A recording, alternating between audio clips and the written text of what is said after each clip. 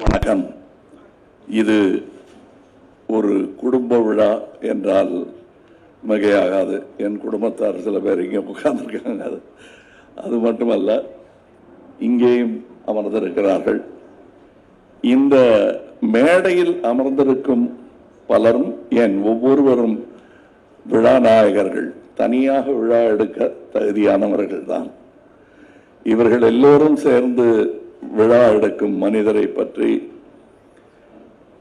நான் சொல்லுவது ஒரு கடைக்குட்டியாக இங்கே இருந்து சொல்லுவதாக தான் எடுத்துக்கொள்ள வேண்டும். இங்கே ஐயா சரவணன் ஐயா அவர்கள் வரவில்லை.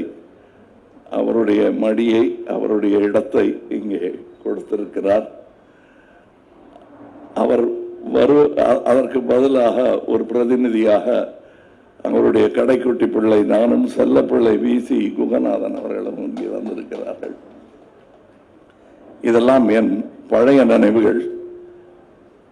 காரணம், நான் களத்தூர் கமல் என்று அவர் என்னை எண்ணி பேசியதே கிடையாது. நான் 20-21 வயதில் அவரை சந்திக்க சொல்லும் போது அவர் கொடுத்த மரியாதை எனக்கு மற்றவர்களுக்கு அப்படி கொடுக்க வேண்டும் என்று தோன்ற வைத்தது.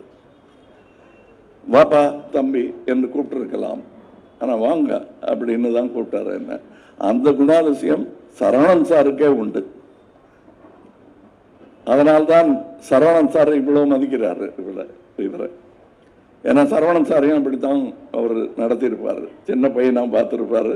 அப்புறம் அவருக்கு அவங்க அப்பாவுக்கு கொடுத்த மரியாதையை அப்படியே அவர் சரவணன் சாருக்கும் கொடுத்திருப்பார்.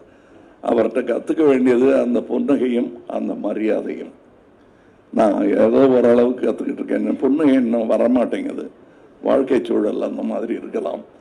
பட் அவர் செய்ய வேண்டிய பல விஷயங்களை நாங்கள் செய்ய வேண்டும் என்பதை ஒவ்வொரு முறையும் சந்திக்கும் போது அவர் நினைவுபடுத்துவார்.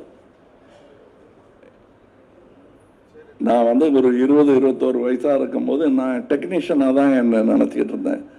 சினிமா நட்சத்திரமாக என் நடிகனாக வருவேன்னான்னு கூட எனக்கு சந்தேகம். சின்ன சின்ன வேஷங்கள் செஞ்சிட்டு இருந்தேன். ஆனால் எனக்கு என்னமோ டெக்னீஷியனாக இருக்கிறது தான் கௌரவம்னு நினச்சிட்டு இருந்தேன்.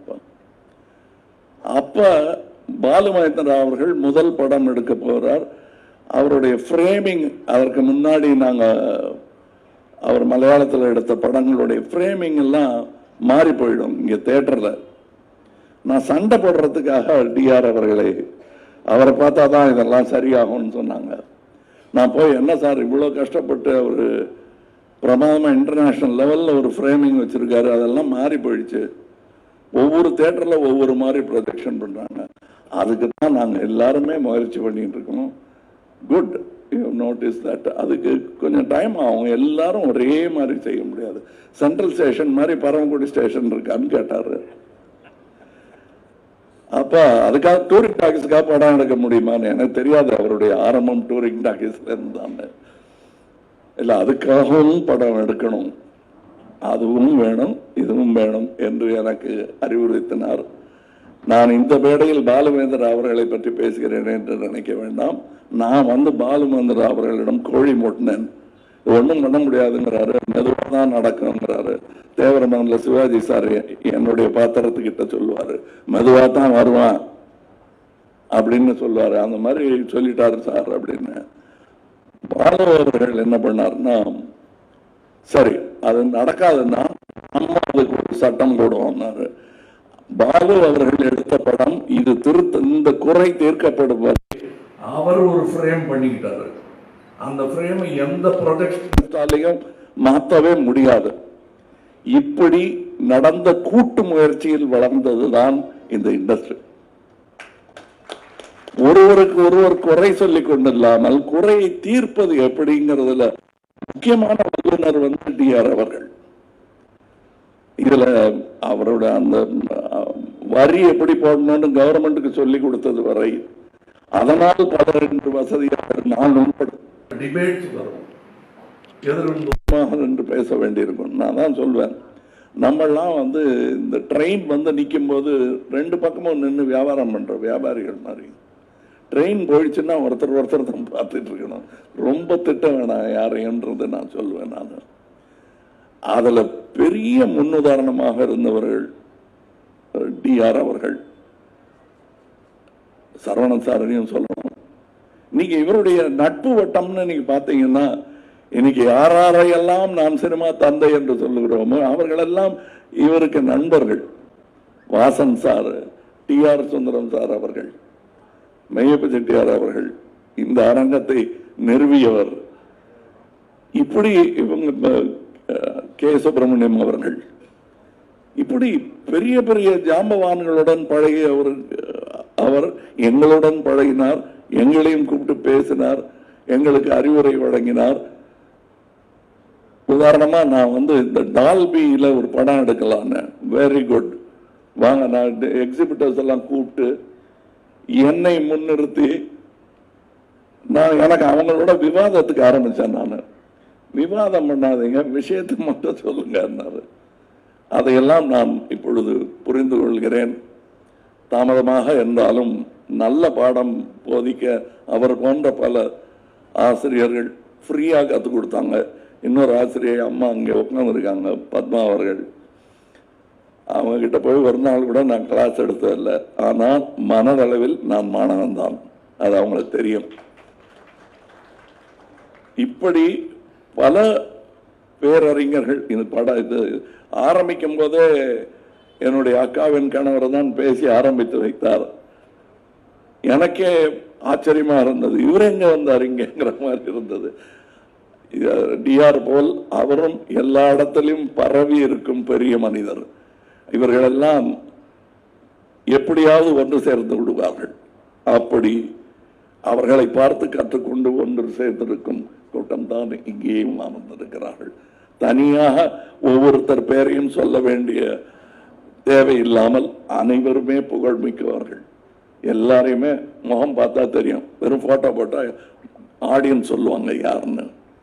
இவர்களோடெல்லாம் பழகும் வாய்ப்பு. நாம் குகநாதன் அவர்களை செல்லப்பிள்ளை என்று சொன்னதற்கு காரணம், அங்க ஏவிஎம் புல்தரையில் உட்காந்து நாங்க பேசாத கதைகள் இல்லை. நான் அப்ப நடிக்க வருவேன், நடிச்சா வாய்ப்பு கொடுப்பாங்க, இதெல்லாம் தெரியாது. நம்பியவர்களில் ஒருவர் வி.சி. குகநாதன் அவர்கள். பிரமாதமா இருக்கு. நான் கதை சொல்லும் போது அதை புத்து கேட்பாங்க. நான் சின்ன பையன், 16 வயசு இருக்கும். அப்ப 16 வயசு பையன் பேசுறதை யாரும் கேட்கவே மாட்டாங்க ஃபர்ஸ்ட். ஆனால் அப்படி பல பெரியவர்கள் ஊக்குவித்ததுனாலதான் இங்கே இந்த மேடையில் பல பெரியவர்கள் அமர்ந்திருக்கிறார்கள். இவர்கள் எல்லோரும் சேர்ந்து இந்த விழாவை கொண்டாடுவதில் ஆச்சரியமே இல்லை. இது ஒரு வழக்கமாக, ஒரு கலாச்சாரமாக மாற வேண்டும் என்பதுதான் என்னுடைய ஆசை. என்னுடைய இந்த இன்விடேஷன்ல வழக்கமா எங்க ஆபீஸ்ல பண்ணுவாங்க, என் பேர் எங்க போட்டிருக்காங்கன்னு ஒரு டிக்கு போடுவாங்க. அதை போட்டு காட்டினாங்க. ஏன்னா நான் என் பேர் இருக்கான்னு கேட்கவே மாட்டேன் நான். அதுவும் இந்த விழாவுக்கு இவங்க கூப்பிடலைன்னாலும் நான் வந்திருப்பேன். ஏனென்றால் நேரம் ஆயிடுச்சான்னு கேட்டாரு பன்னீர்செல்வம் சார். நேரம் ஆயிட்டு இருக்காரு. டிஆர் சாருக்கு நேரம் பார்த்தேன்னா அது நியாயமே கிடையாது. ஏன்னா எப்ப கேட்டாலும் எங்களுக்காக நேரத்தை ஒதுக்கி கொடுத்தவர்.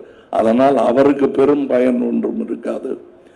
அது விவசாயியாக இருந்தாலும் சரி, விவகாரமாக இருந்தாலும் சரி, அதை எங்களுக்கு எப்படி தீர்க்க வேண்டும் என்று சொல்லிக் கொடுத்தவர். அவர் திரையுலக தந்தை என்று சொல்வது மிகவும் பொருத்தமானது. எல்லாரையும் வயது வித்தியாசம் இல்லாமல் ஒரு தகப்பனின்